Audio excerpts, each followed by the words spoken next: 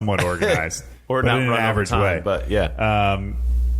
But I see what yours is in the show docket. I mean, is that for sure your number one? It's pretty great. It is great. I'm not wavering. I've seen some other good ones. I have mine as well too. And here I'm gonna put it right here. Well, while he's doing that, I want to pull out. Talk about the we're talking about there's the big highlights, and a lot of people probably know mine, but like Jim Mora's playoffs. Like, everyone knows that one. I mean, it was a Coors Light commercial. For God's sakes, it was great. We're talking practice. We're talking about practice. Oh, Allen Iverson, it's great, legendary. And I already every year though, man, that pops up as like, this is the anniversary of Allen Iverson's practice. And we talk about practice. The new one I saw, which was interesting, Tommy Lasorda. Oh my God, I had never seen that one either. A couple decades ago, it was probably 30 or 40 years ago, where there was an interaction. You should look it up online. By the way, I saw the greatest thread of like the best sound bites in sports with media on a Bleacher Report article. So just type that in. Yeah, well, here's what we can do. We can have our funniest marketing rants in department. sports history. There's some good stuff. Well, we can have our marketing department post this. Yes. Yeah. I think we should do that. Shout out to marketing department. Shout out to marketing. That's two times. One show. Yeah. We're not done yet. But there's some really good stuff. I mean, remember Mike Tyson? I'm going to eat your children? That's crazy. Who says that? I don't know. Someone who's not in the right state of mind, that's for sure. I think we all know that Mike Tyson back in the day was not in the right mental headspace. No, but to say that is crazy. My favorite, though, too, was the Jim Rome and... The quote, Chris Everett. Yes. Yeah, the and fight. He came after him on the set. It's just you call me that one more time. I can't remember the exact commercial break. context of everything, but Everett was a player for the Los Angeles Rams. He went on the Jim Rome show. If you know anything about Jim Rome, he's a complete jerk. He's very confrontational. Just wants to get under your skin. That's what he does. He's a complete jerk about it. But he confronted Everett about this, kept calling him Chris Everett and like really poking fun at him about it, and Everett had just about had enough, threw over the table, like went after Jim Rome, and in all honesty, I gotta be honest, he shouldn't have apologized for it. He apologized, but he shouldn't have apologized. Jim Rome was in the wrong there, man. He knew what he was doing. He did. He poked the bear. Absolutely knew what he was doing. He kept poking the bear, and the bear woke up. Yeah. Like at a certain point, man, you got to take responsibility for your own actions. Exactly. Definitely. You can only poke the bear so much before the bear claws your face, right? And spills your organs. Don't jump in the tiger pen and expect to pet a kitty. Yeah. There's not always going to be someone to take down Harambe. Yeah. So. Now on the flip side of that, the Hal McRae. I guess highlight. I don't know it wouldn't be a highlight. It's a low light for Kansas City Royals. Yeah, he was a manager. This was back in the day as well. And the quote from it was, "Put that in your pipe and smoke it." By the end of the whole rant, but he was throwing equipment off his desk, reporter equipment, microphones, even his own phone, and he hit a reporter in the face. Yeah. And you see him leaving with like blood on his face. So it's crazy. for a lot of our listeners, they probably don't remember, but I mean, this was like a handheld, phone that like your grandparents had, like archaic technology today. Yeah, like dude, this thing weighed like 20 pounds. Sure, like, and he's like chucking it across the room, hitting people with it, man. Hey, I wouldn't even want to get hit by an iPhone. I don't want to get hit by an iPhone, much less this thing that weighs like 20 pounds with like sharp angles edges on it. Yeah. No, thank you. Oh, so there are instances where these do get violent, even too. So that should even beg the question: is that what we desire as consumers of sports?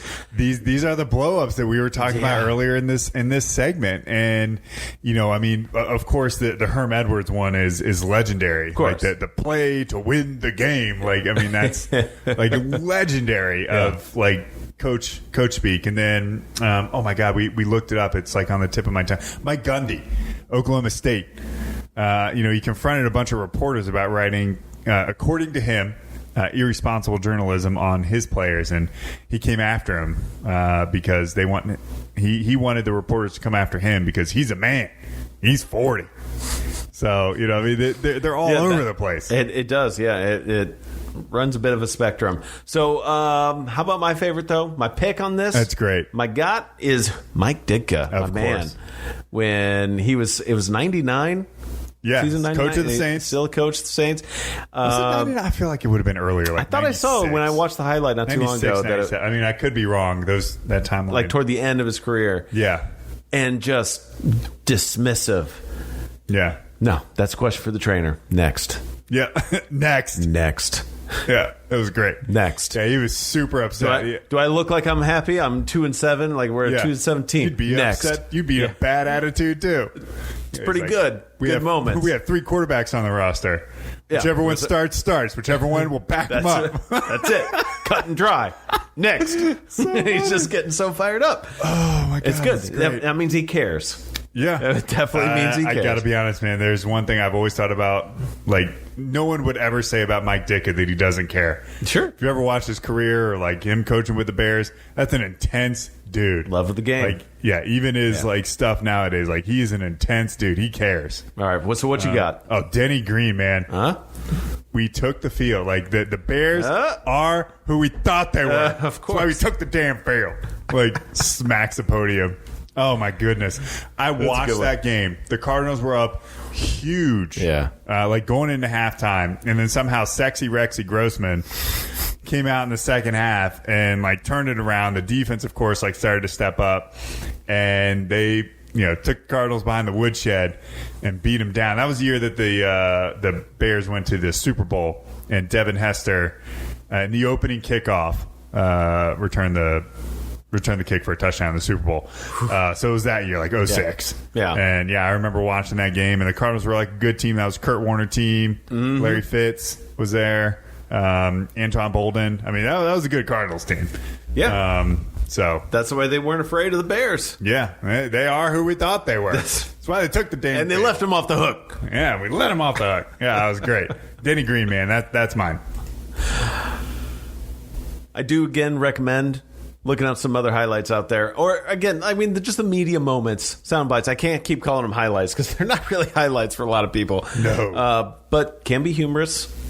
Maybe educational. I don't know. That was a good conversation, though, Eric. Let's get into our lightning standings, though, for the episode. We're going to make this quick. MLS is turning things around for their season. Looks like for most players, they look around just under 10 games played for this season. Yeah, between 6 and 9 is what I saw. There are a few teams with 6. I think on average you're looking at 7 and 8 games. Yeah. A few with 9. So you want to do Eastern or Western? Yeah, I'll start with the East. So up top we got New England, 17 points. They're 8-5-1. Philadelphia is right behind them with 14 points, 8-4-2. Oh, excuse me, sorry. New England is 5-1-2. They have 8 games played. Philadelphia is 14 points. They are 4-2-2. Orlando, 12 points. They are 3-1-3. New York City is 11 points, 3-2-2. Montreal is 11 points. They are 3-3-2. Columbus is 11 points, 3-2-2. Nashville also 11 points, brand new team to the MLS. They are 2-0-5, so they have no losses, undefeated technically. And then we have Atlanta with 10 points. They are 2-1-4. New York Red Bulls, the other New York team, they are 9 points. They are 3-4-0. DC is 9 points, 3-5-0. Miami is 8 points. They are 2-4-2. Toronto is 5 points, 1-4-2. Chicago Fire are 4 points, 1-5-1. And Cincinnati ties. Underdog Don't call team. it ties. No, they're not my underdog Ty's anymore. favorite MLS team until I'm all STLSC. STLSC shows up in 2023. That's what's up. They are 4 points, 1-4-1. Over to you, Ty. All right, Western Conference, you got Seattle leading the group there with 18 points.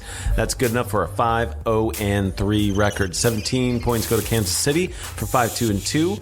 5-2-0 belongs to LA Galaxy at 15 points, and the Colorado Rapids have 13 at 4-2-1. Houston Dynamo have 11 points for 3-3-2. San Jose Quake got 9 points with 3-5-0 as their record. 3-4-0 are the Portland Timbers at also 9 points.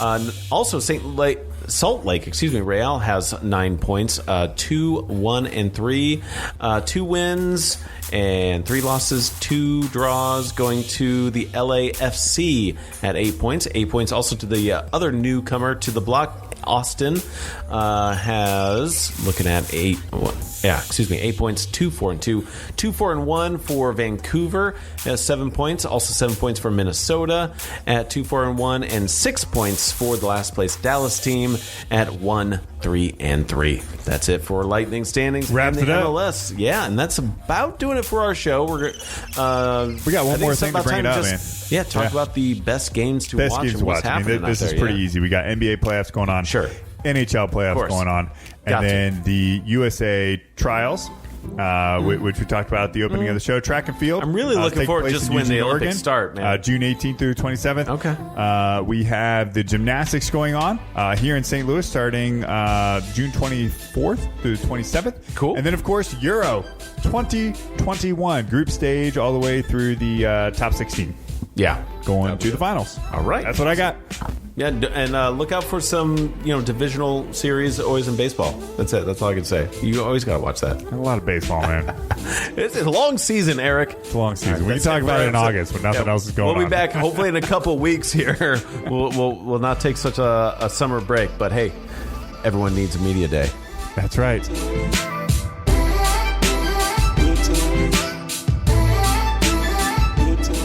Thanks for tuning in to Average Sports with Average Guys. Don't forget to like, subscribe, share, tell your friends, and we'll see y'all next time.